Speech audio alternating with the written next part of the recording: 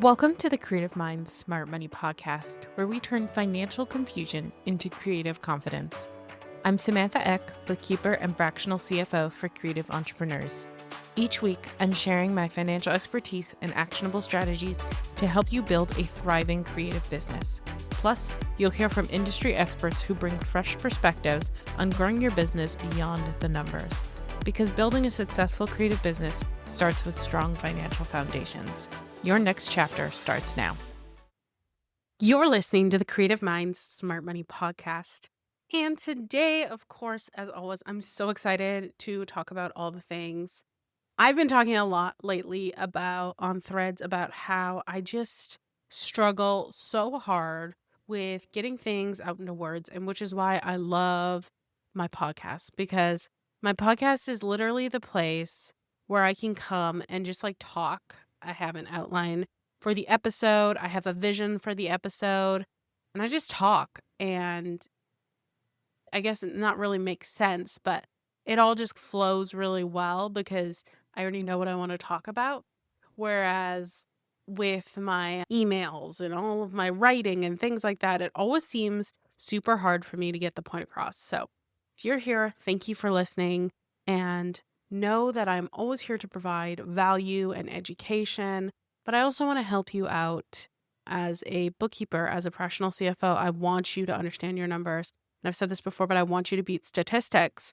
So today we're going to talk about why penny pinching or cutting costs isn't always a way to boost profits. Now, we've talked a lot about in the past about things we need to cut, like subscription costs, or when we're in a recession, you need to cut things. But I want to focus on the opposite side of this and talk about why cutting things isn't necessarily the best business strategy, especially if things are already working for you. It's so important to really talk about this because I think that there are too many times when we assume that if we are running our businesses and things are getting tight, the only thing to do is cut everything. And by cutting everything, I literally mean cutting everything, which it's not the best strategy. And it's not really a strategy, period, because if you're going to cut everything, you're going to take back time that you might have already gained. When your expenses creep up and you're looking at your profit and loss and you panic, and your first instinct is to cancel everything, whether that's a bookkeeper, a virtual assistant, your social media manager, something like that. Because what we've been taught as a society and as individuals is that the solution when things get tight is to cut back, which is realistic, especially in a personal sense. But when you're thinking of a business mindset and we're thinking of that from a business sense, it's a lot tougher to cut back, because when we cut back, it's what keeps us small, because as business owners, we only have so much capacity. And in reality, we are the bottleneck. For example, I run my business, and I understand that because I'm the only person in my business, I am the bottleneck to everything. If someone needs to speak with me, if they need financials, if they need to ask me questions, I'm the bottleneck. But if I had support or help in certain areas, that bottleneck is eliminated. So that is why I'm saying by cutting, it keeps you small. So let's really dig into this topic and talk about it and how we want to shift from being defensive about our finances to being more offensive and really focusing on what's going to drive our business forward, not drive it backwards. When we really, really think about where the fear or the feeling of penny pinching comes from, or the feeling of cutting costs comes from, there's really three important things that we want to think about when we think of, okay, where am I focusing on costs for? Obviously, the first one is fear. So you're scared. You are scared that you're going to run out of money. You're scared that you're not going to be able to provide for your family. You're scared that your business is going to go under. It's all rooted in emotion. The other one is shame. You're ashamed that you can't afford something or someone. You're ashamed that something's happening. Now, I don't want this to be a thing where you're like, okay, Samantha, so you're telling me I should just keep everything even if I can't afford it. That's not what I'm saying. I'm saying I want you to think critically when you are in an emotional state of fear or shame or even survival mode where you're like, I need to cut costs in order to save money. And I want you to think critically and really analyze where you cut costs. Because if you've gained, I don't know, let's say 5 hours back in time from handing off your bookkeeping, and it saved you over $3,000 because you've managed to cut subscriptions you didn't need or something like that. The question then you want to ask yourself is, will cutting my bookkeeper help me, or is it going to actually hurt me in my business? When we cut things, it feels really productive because we're like, hey, I have more money in my pocket. This is fantastic.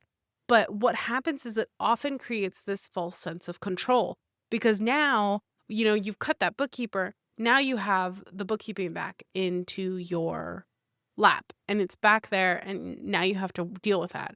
So there's just so many common traps that we find when we end up penny pinching, like cutting coaching, slashing tools, avoiding hiring, and just DIYing because you don't want someone to take over for you or something else is happening. You can be frugal, but I will just say this part like straight up. You can't frugal your way into financial freedom. There is a strategic way to get there, and then there's a really, really tight way to get there. Now, that's not me saying don't hire people or cut everything. Again, I want to make sure that we're just being really intentional. Like, you guys know I'm very intentional about that.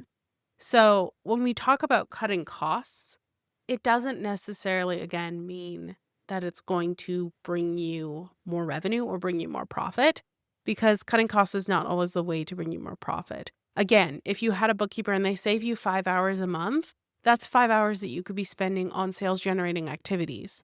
So when you think of cutting things or you think of letting go of people, you really want to be critical of what you're letting go and why. When you cut costs, like, what does it actually cost you? You're probably looking at me and being like, okay, so what, Samantha?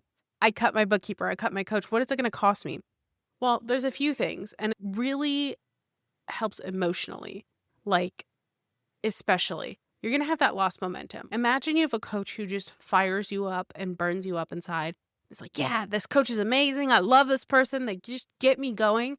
And you're like, you know what? My costs are too tight. I have to cut them. It's a loss of momentum because now you don't have them anymore. You don't have that same support. You don't have that same backing. And now when you make decisions, you have no one you can go to. It also gives you a sense of decision fatigue because when you're really thinking about what costs to cut and, you're having to decide between all these different things, it's going to just give you that like fatigue, and it's going to take and zap that excitement out of your business. And similar to that, along that same vein, is burnout. Because if you're just cutting everything and you're putting everything back onto your plate, you're going to burn out. Now, I know that everybody loves to live the solopreneur life. They love to be a solopreneur, and there's nothing wrong with being a solopreneur. However, a solopreneur does not necessarily mean that nobody is ever involved in your business.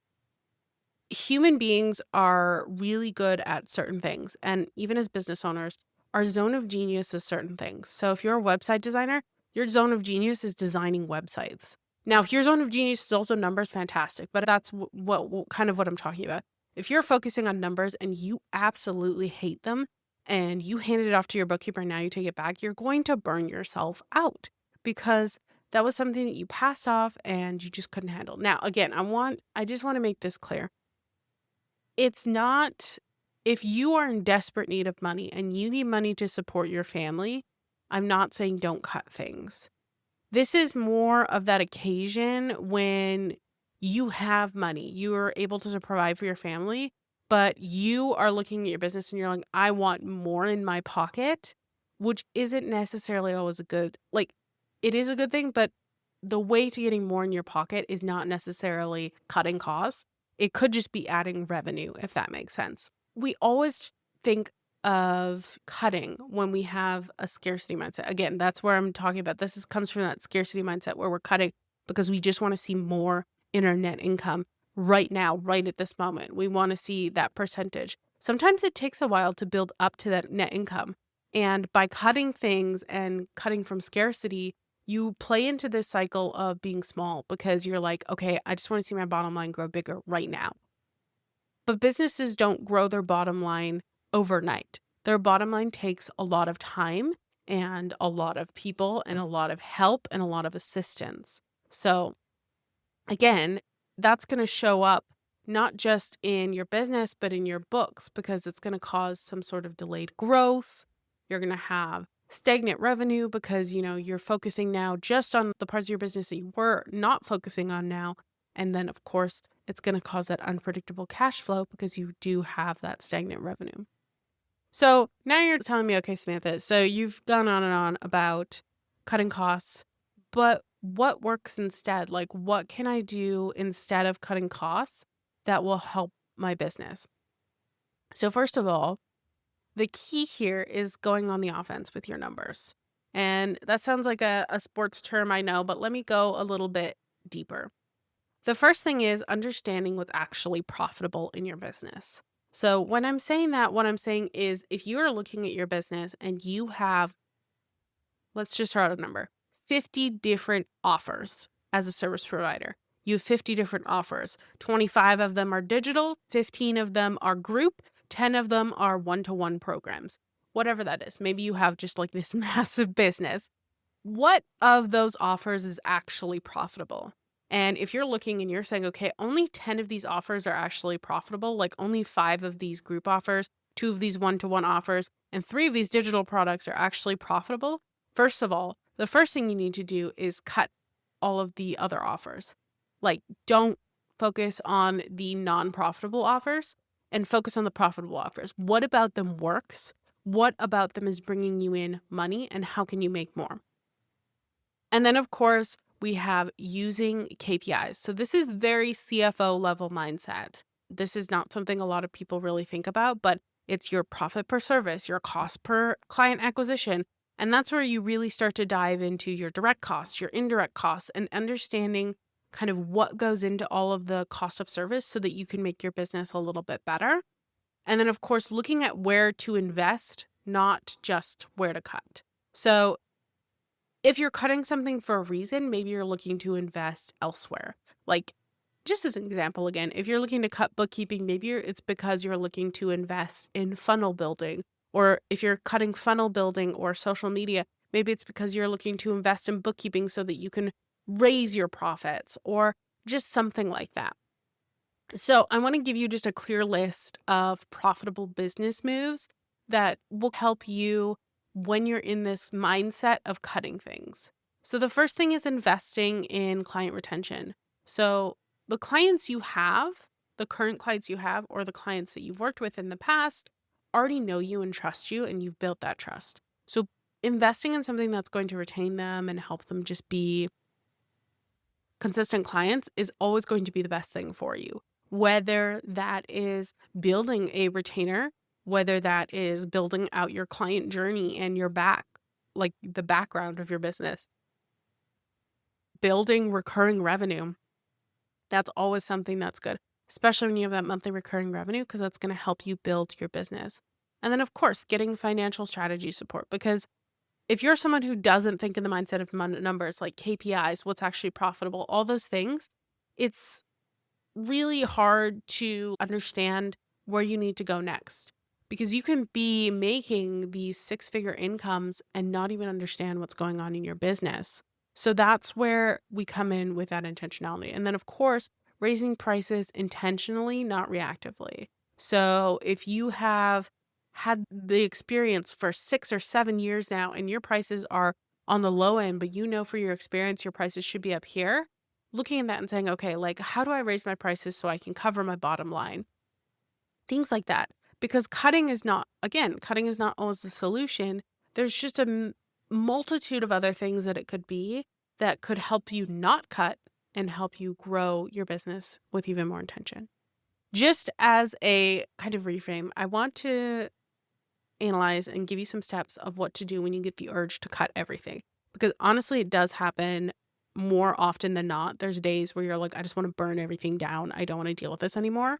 So these are the 4 steps that I want you to take if you're ever in that headspace where you're like, I just want to cut everything. I can't afford this. I don't want to do this anymore. So first of all, stop.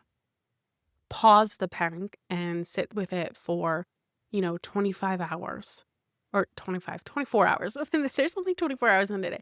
Sit with it for a full day. Don't cut immediately. Like, you know what I mean? Don't get the urge to cut and then just be like, oh, I'm going to cut things. Pause it. Sit with it for 24 hours. Sit with it for 48 hours, however long you need to run through those emotions. And this is emotional intelligence we're talking about, because a lot of times finances are tied to emotion, and that brings in that emotional intelligence, because as business owners, when we just go off of our emotions, it can lead to a lot of different things happening in our business that aren't necessarily favorable. The second thing I want you to do is look at your cash flow forecast. And if you don't have one, that's something you definitely need to start looking at, and not just like a basic cash flow forecast. When we do cash flow forecasts, we look at analyzing what could happen if you grow, what could happen with things there, and things like that. So looking at your cash flow forecast, seeing where your income is coming. Do you have income coming in? Do you have things going out? Just analyzing everything in your cash flow forecast. Identify your high ROI expenses. So looking at your expenses and saying, okay, so what is giving me a high return on investment? So again, as an example, if your bookkeeper is giving you a high return on investment, they're saving you time, they're saving you money, they give you clear insights on what to do with your business. It's a high ROI expense, right? Because you understand it. So if, I don't know, as an example, let's just say Canva. I know Canva usually has a high ROI, but let's just say Canva. You're using Canva and you feel like it's giving you just the crappiest ROI because you're never using it. You don't use the templates. Why would you even bother with it? That's a low ROI expense. The 4th thing is considering temporary slowdowns with strategy, not gut-based slashing. Because again, when you go with your gut and you're just like, I'm just going to cut everything, usually you cut things that are helping you build your business and not helping you. Usually you cut things that are helping you build your business, not things that are not helping you build. So sometimes the power move for your business is holding the line where you are and not yanking the plug out when we really want to. I understand tight months are a part of the cycle, but realistically, how you respond to them and how you react to them really defines how you get to your next level. Again, I want to be clear that if you are in desperate financial situations, cutting is 100% an option. But if you are someone who is wanting to grow your business with intention, you do have room in your bottom line, and there's just ways that you're looking to grow your business, cutting is not always the way. You don't need to go lean. You just need to become financially literate and understand what's going on with your business. If that's you and you're like, okay, Samantha, I just really need some help with that, I'm available. I provide that cash flow support. I provide strategy calls. It's not necessary, but I'm always there to help you with that if that's something that you're looking at or something that you're going through. Even if you just want to talk, I never charge for just talking. So if you guys want to email me, hit me up on Instagram, wherever it is, and just talk through something, I'm there for you. Okay, if you enjoyed this video, make sure to share it with a friend who might think that cutting is always the best solution. And as always, if you have any suggestions for future episodes, leave a suggestion using the form in the description box below. Always remember to rate the episode and share, as it helps people find the podcast wherever they may be. I appreciate you so much for spending time with me today. As always, we'll see you next week. Farewell, fellow traveler.